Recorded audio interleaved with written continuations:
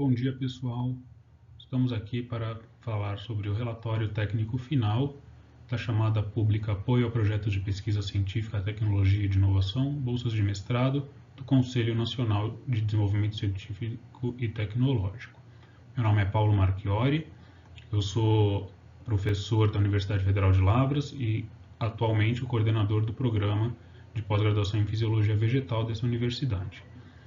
No ano de 2020, nós fomos contemplados com o projeto Apoio a Bolsas de Mestrado, Programa de Pós-Graduação em Agronomia e Fisiologia Vegetal da Universidade Federal de Lavras, processo 443718/2020-2.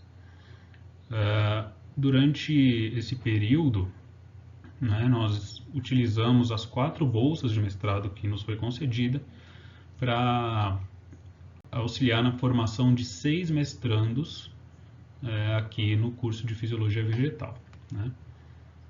Então, inicialmente, o programa de Fisiologia Vegetal ele é um programa da Universidade Federal de Lavras.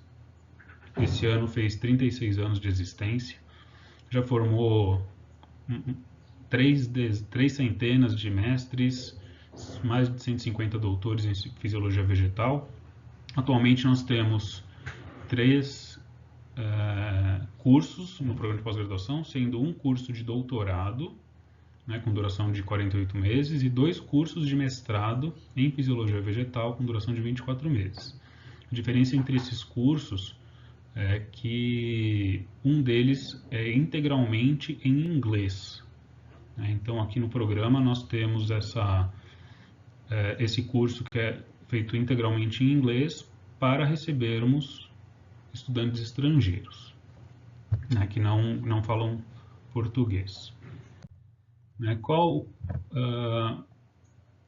Os objetivos do programa são a geração e transmissão de conhecimentos em fisiologia vegetal, mediante atividades de ensino de alto nível, do desenvolvimento da pesquisa de vanguarda e da disseminação de resultados, geração de inovação tecnológica voltada para o desenvolvimento regional, nacional, na área de fisiologia de plantas de interesse econômico e também de cunho ambiental, e a habilitação de profissionais para o ensino em fisiologia vegetal, que é uma disciplina básica essencial em qualquer nível de formação cidadã de alguém que queira trabalhar com plantas. Então, nossos objetivos são fazer com que os mestres e doutores que saiam daqui tenham um perfil proativo, tenham um perfil de liderança, sempre seguindo os princípios éticos e humanistas, e que sejam qualificados técnica e cientificamente. O corpo docente é formado atualmente por 12 professores. Desses 12, 10 são pesquisadores do CNPq, mostrando que nós temos uma capacidade muito grande científica, de captar recurso e de formar gente com qualidade. E aí, então, quando saiu esse edital, o colegiado do programa se reuniu, escrevemos o projeto e fomos contemplados com essas 4 bolsas de mestrado. Tá bom? Então, a partir desse momento, eu vou falar brevemente os principais resultados dessas bolsas. Tá bom?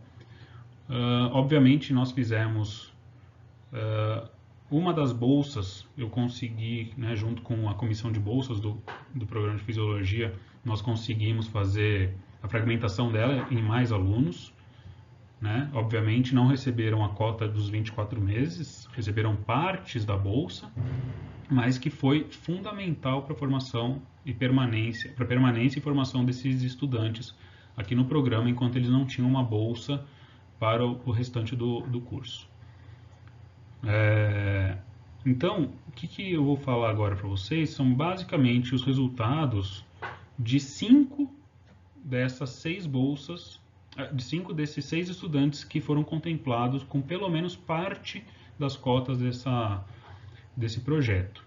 Por que 5? Porque uma das estudantes acabou de passar para o doutoramento e ainda não tem a dissertação publicada. Então, a partir do momento que tiver a dissertação publicada, a gente vai ter esses resultados para mostrar para os senhores. Primeiro projeto, que foi financiado com o apoio do CNPq, foi chamado de indução artificial de flor macho estéril estrelinha para aplicação no melhoramento genético de coffea arábica, na qual o estudante, o aluno, relacionaram, né, o efeito da temperatura com deformidades morfológicas e problemas de florescimento em cafeeiro. A grande questão é que quando ocorre a abertura da flor do cafeeiro, a fecundação pode não ocorrer de forma adequada se essa abertura ocorrer em um momento inoportuno. E para o melhoramento do cafeeiro, essas flores elas precisam ser fecundadas de modo artificial, porque senão pode ocorrer a autofecundação e aí o melhoramento não pode ser feito. Então o objetivo da dupla, né, orientador-aluno, foi de induzir flores estrelinhas, que são flores naturalmente que não se fecundam sozinhas, e avaliar o efeito na produtividade, né? Então, como resultado principal, eles encontraram aqui, esse aqui é o fenótipo, né, a forma de uma flor estrelinha, que ela tem essa deformidade, e realmente, né, o que eles perceberam é que quando, especialmente no ano mais difícil para a planta, é que a presença das flores de estrelinha, de fato, reduzem a produtividade do cafeeiro, né? E outra questão importante é que eles conseguiram desenvolver um método para induzir a formação de flores de estrelinhas, pensando num programa de melhoramento genético. Na mesma linha, um outro aluno do mesmo orientador estudou como ocorre a regulação gênica de vários genes, né, de uma família de genes que atua nessa regulação entre o equilíbrio de resposta a estresse e crescimento de planta e também como a presença das flores de estrelinhas, que é uma anomalia no cafeeiro, tem resultado com esses genes. E de fato o que eles perceberam é que quando aumenta a temperatura, essas deformidades morfológicas aumentam e isso tem muita relação com a expressão desses genes. Então aqueles genes que eles estudaram, de fato modulam a formação dessas flores de estrelinha. Já pulando para uma outra área, que é uma área de preservação de espécies, uma das técnicas que é muito utilizada aqui no programa de fisiologia é a criopreservação, que é a preservação dos tecidos vivos de planta em nitrogênio líquido, que é um ambiente muito gelado, né? Então foi desenvolvido um protocolo para criopreservação de partes vegetativas, né, ou partes da planta de maracujá. Por que isso é importante? Porque a preservação das espécies ela tem que ser feita de modo que seja viável essa espécie ser reproduzida caso ela suma da natureza.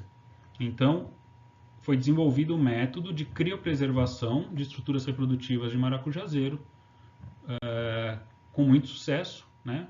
Então, depois da criopreservação, eles conseguiram fazer com que essa planta crescesse novamente.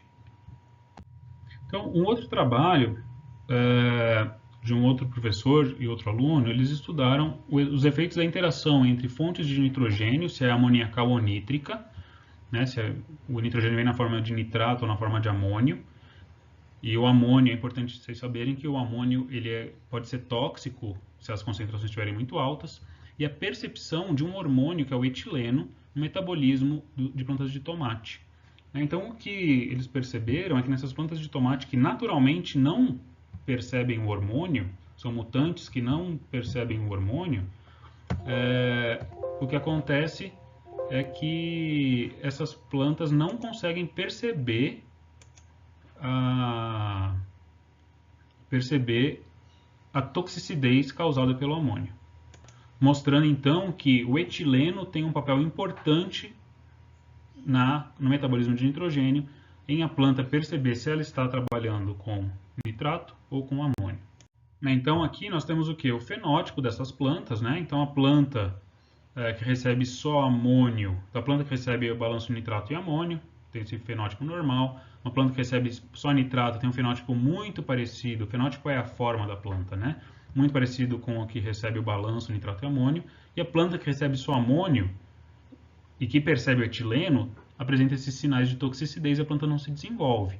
Já a planta que naturalmente não percebe o etileno, apresentam esse fenótipo muito similar a das outras plantas. Ele é menor, mas é muito mais próximo de uma planta normal do que a planta que percebe etileno.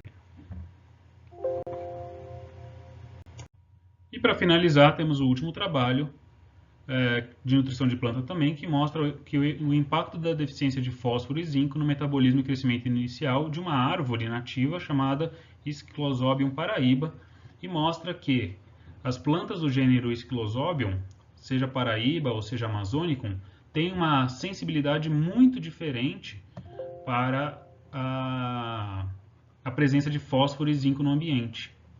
E por que isso é importante? Porque projetos de reflorestamento não ocorrem somente em solos que são altamente disponíveis em fósforo e zinco. Então, eles mostraram que as plantas de Amazonicum são muito sensíveis à falta de fósforo, enquanto as plantas do Paraíba são menos sensíveis à falta de fósforo, sendo mais eficientes em ambientes com baixo fósforo, sendo então uma alternativa para reflorestamento em solos degradados. E então esses foram os projetos envolvidos com o projeto financiado pelo CNPq, e nós agradecemos então o financiamento do CNPq através da chamada pública Apoio a Projetos de Pesquisa Científica, Tecnológica e de Inovação, bolsas de mestrado, para o Programa de Fisiologia Vegetal da Universidade Federal de Lavras, porque foi um projeto que auxiliou e permitiu que 6 estudantes de mestrado conseguissem concluir a sua formação.